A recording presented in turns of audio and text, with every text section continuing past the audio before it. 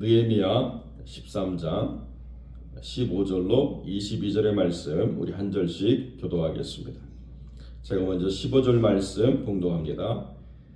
그때 내가 본즉 유다에서 어떤 사람이 안식일에 술틀을 밟고 곡식단을 나귀에 실어 운반하며 포도주와 포도와 무화과와 여러 가지 짐을 지고 안식일에 예루살렘에 들어와서 식물을 팔기로 그날에 내가 경계하였고 또 두로 사람이 예루살렘에 거하여 물고기와 각양 물건을 가져다가 안식일에 유다 자손에게 예루살렘에서도 팔기로 내가 유다 모든 귀인을 꾸짖어 이르기를 너희가 어찌 이 악을 행하여 안식일을 범하느냐 너희 열조가 이같이 행하지 아니하였느냐 그러므로 우리 하나님이 이 모든 재앙으로 우리와 이 성읍에 내리신 것이 아니냐 이제 너희가 오히려 안식일을 범하여 진노가 이스라엘에게 임함이 더욱 심하게 하는도다 하고 안식일 전 예루살렘 성문이 어두워져 갈 때에 내가 명하여 성문을 닫고 안식일이 지나기 전에는 열지 말라 하고 내 종자 두어 사람을 성문마다 세워서 안식일에 아무 짐도 들어오지 못하게 하매 장사들과 각양 물건 파는 자들이 한두 번 예루살렘 성 밖에서 잠으로 내가 경계하여 이르기를 너희가 어찌하여 성 밑에서 자느냐 다시 이같이 하면 내가 잡으리라 하였더니 그 후부터는 안식일에 저희가 다시 오지 아니하였느니라. 내가 또 레위 사람들로 명하여 몸을 정결케 하고 와서 성문을 지켜서 안식일로 거룩하게 하라 하였느니라. 나의 하나님이여 나를 위하여 이 일도 기억하옵시고 주의 은혜대로 나를 아끼시옵소서. 아멘. 오늘 본문의 말씀을 통해서 멈춰야 거룩해진다 라는 제목으로 이 말씀을 함께 나누겠습니다. 15절에 보면 그때 내가 본즉 어떤 사람이 이렇게 시작하는데요. 한 사람이 이 모든 일을 다 행한 것이 아니고 페르시아로부터 다시 돌아왔을 때의 그 상황을 보니까 유다의 그 모든 사람들이 다 자기의 언약을 충실히 지키는 것이 아니고 일탈이 다시 만연해져서 안식일에 술틀을 밟는 사람, 곡식단을 나귀에 실어서 운반해가지고 여러 가지 짐을 지고 예루살렘에 와서 그 음식을 파는 사람, 이런 사람들이 있었기 때문에 그들을 경계했다 이렇게 이야기하고 그 다음에 두로 사람이 와서 물고기와 물건 파는 것은 그냥 경계한 것이 아니고요. 모든 귀인을 꾸짖어서 이 악을 너희가 왜 용납했는가? 이 악을 용납함으로 우리가 망하지 않았는가 책망하고 경계하고 진노하는 일들이 있었다. 그리고 레위 사람들로 성문을 지켜서 안식일을 거룩하게 하는 것을 행함으로 하나님이 이것을 기억하시고 은혜로 나를 지켜주옵소서 이렇게 고백하고 있는 세 가지 틀이 있습니다. 안식이라고 하는 건요, 사바스, 이거는 단어 자체가 멈추다라는 뜻이잖아요. 멈춤. 안식일에 우리가 배워야 될 가장 중요한 건 뭐냐면 멈추는 거예요. 육체로 살아가는 삶을 멈추고 영으로 살아가는 삶으로 돌이키는 것입니다. 그래서 안식은 아무것도 안 하고 그냥 편히 쉬는 게 아니고 육체로 살아가던 삶을 멈추고 영으로 살아가는 삶을 다시 회복해서 그 삶의 사이클을 돌리는 것이 안식의 가장 중요한 가치예요. 그러니까 여러분 보십시오. 우리가 막 앞으로 달려나가다가 멈추고 돌이키려고 하면 반드시 반작용이 있죠. 차를 타고 가도 브레이크를 갑자기 밟게 되면 우리 몸이 앞으로 쏠리는 것처럼 우리의 몸이 세상을 향해서 너무 열심히 달려나가면 멈추려고 해도 멈춰지지가 않아요. 보고 싶지 않아도 가끔씩 이게 교통사고 난 장면들을 우리가 보게 될 때가 있는데요. 갑자기 돌발 상황이 있을 때 멈추려고 해도 멈춰지지 않는 부분이 있습니다. 그래서 각 차마다 그 브레이크를 밟았을 때 제동거리, 멈춰지는 거리가 어느 정도인가를 잘 이해를 해야 돼요. 한국의 문제가 뭐냐면 노란불이면 무조건 멈춰야 된다라고 그 판결을 내려가지고 대형 트럭을 가진 사람들이 굉장히 고통을 겪는 거예요. 노란불으로 바뀌면 그 대형 트럭들은 멈출 수가 없어요. 멈추려고 하는 순간 그 일대가 다 아수라장이 되어버려요. 제일 위험한 그 운전의 그 수화물이 뭐냐? 물로 된 거예요. 물로 된 거. 다른 건 다 고정을 시킬 수 있지만 액체로 된 것은 고정이 안 되기 때문에 멈추는 순간 그 엄청난 파도가 때려가지고 다 뒤집어지게 돼 있거든요. 그래서 탱크로리를 가지고 액체를 실는 사람들이 제일 높은 등급의 그 안전을 요구받는 그런 상황입니다. 그러니까 우리가 세상을 향해서 얼마나 빨리 달려나갔는가를 생각할 때 안식이라고 하는 멈춤을 우리가 훈련하려고 하면 세상을 향해 달려나갔던 걸음을 하나님께로 돌이키려고 할 때 필요한 제동거리가 있는 거예요. 제동거리가. 그래서 안식을 우리가 훈련함으로써 우리가 너무나 세상을 향해 많이 달려나갔구나. 세상을 향한 걸음을 우리가 줄이고 하나님으로 돌이키는 일들을 더 빨리 해야 되겠다라고 하는 것이 안식이라고 하는 거룩한 가치를 우리가 훈련하는 것입니다. 그런데요, 감각이 망가지면 바른 판단을 할 수가 없게 되죠. 여러분,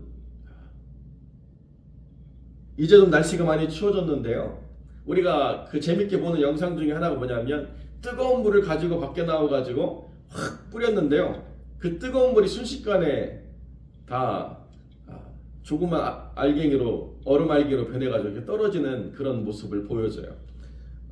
극동의 러시아에 가면 한 50도 정도 되는데요, 나가가지고 그걸 이렇게 하는 모습들을 보여주더라고요. 사람이 그 정도 온도에 노출이 되면 동상에 걸리죠. 잠깐만 노출이 돼도 동상에 걸리게 되어 있습니다. 그런데 심하게 오랫동안 노출이 되면 우리의 감각이 망가져가지고 춥다고 느끼는 게 아니고 덥다고 느낀대요. 그래서 가끔씩 추위로 인해서 죽은 사람들의 그 시체를 보면 옷을 다 벗고 죽은 사람들이 있다는 거예요. 감각 회로가 망가져가지고. 우리가 그 추위를 느끼고 이게 춥구나라고 하는 것을 느낄 수 있을 때, 감각이 살아있을 때 빨리 따뜻한 자리로 돌아오는 것이 우리의 삶을 지키는 것 아니겠습니까? 그런데 영적인 것도 마찬가지인 거죠. 영적으로 감각이 살아있어야 우리가 이게 지금 우리 영혼을 망치는 거구나, 빨리 멈추고 돌이켜야 되겠다라고 이야기하는데, 오랫동안 거기에 노출이 되면요, 이게 중독이라는 것과 똑같기 때문에 그것을 돌이키려고 할 때에 굉장히 큰 어려움을 겪게 돼 있다는 것입니다. 그 어려움이 뭐냐? 당장에 내가 필요한 것들을 안식일에도 해야 돼요. 술틀을 밟아야 되고, 곡식을 팔아야 되고, 포도주와 무화과 여러 것들을 팔아가지고 돈을 내가 가지고 와야 되고, 그날까지 계획했던 많은 계획들이 있는데 그것들을 멈춘다는 것이 가능하지 않는 삶을 세팅해 놓고, 하나님, 이게 가능하지 않아요 라고 이야기하게 된다는 것입니다. 하나님이 멈추라고 말씀하셨는데 가능하지 않은 삶을 세팅해 놓으면 무엇을 포기해야 되는가? 포기를 결정해야 되는데요, 감각이 망가졌기 때문에 내가 내 삶을 조절해서 하나님을 내 삶 안으로 모셔서 하나님이 모든 것을 다스리시는 규모 있는 삶을 살아가는 것이 아니라 하나님을 포기해버린다는 거예요. 이렇게 불편하게 하는 하나님은 안 믿겠다. 이렇게 불편함을 주는 교회는 안 다니겠다. 얼마든지 편하게 다닐 수 있는 그런 일들이 많이 있는데 왜 굳이 이렇게 나를 불편하게 해서 못하게 하는가, 이런 불만을 갖게 된다는 것입니다. 어떤 분들은 그래요. 천주교회는 일주일에 드리는 미사 가운데 한 번만 참여하면 다 된대요. 왜 근데 교회는 꼭 주일날, 그것도 프라임 타임에 우리를 불러가지고 이렇게 불편하게 하는가? 그걸 훈련해야 된다는 거예요. 멈추는 걸 훈련해야 된다는 것입니다.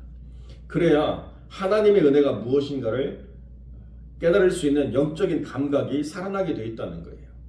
내 영혼이 살아나는 것을 우리가 경험하고, 내 영혼이 얼마나 이것을 기뻐하고, 내 영혼이 이렇게 회복되는 것이 얼마나 큰 은혜인가를 맛보면 맛볼수록 세상을 향한 걸음을 멈추는 것이 어렵지 않아요. 세상을 향해 나가서 우리가 망가지는 것보다 더 중요한 것은 우리의 영혼을 지키는 것이다라고 하는 우선순위가 분명하게 서기 때문에 그런 것들을 우리가 경계하는 것이 필요하다는 것입니다. 그래서 느헤미야가 그런 것들을 경계하도록 분명히 이야기했습니다. 그러나 유다에 있는 어떤 사람은 하나님이 회복시키라고 말씀하신 형제이기 때문에 그 날에 대해서 경계했어요. 그 사람에 대해서 경계한 게 아니고, 사람이 아직 신앙이 없으니까 그 날을 경계함으로 그 날을 지킬 수 있도록 도와줘라. 이게 그 날에 대한 경계죠. 그런데 16절에 보면 두롯 사람이 와가지고 안식일을 망가뜨려요.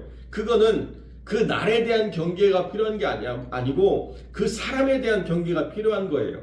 저 사람은 예수 믿지 않은 사람인데 와가지고 내 삶을 망가뜨린다라고 이야기하면 내 삶을 망가뜨리는 것을 내가 용납하지 말아야 된다는 거예요.